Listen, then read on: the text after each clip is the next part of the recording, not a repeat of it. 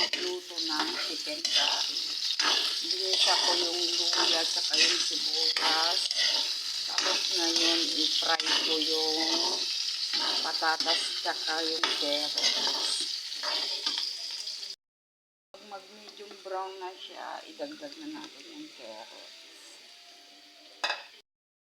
Then, i-separate po natin siya.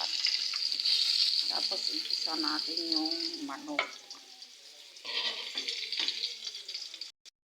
Ayan, sineperate po natin.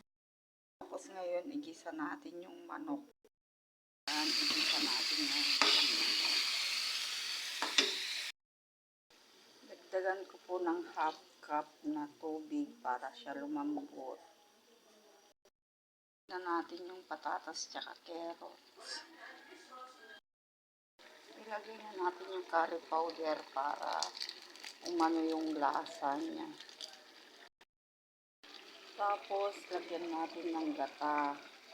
Ito yung pampasarap sa chicken curry.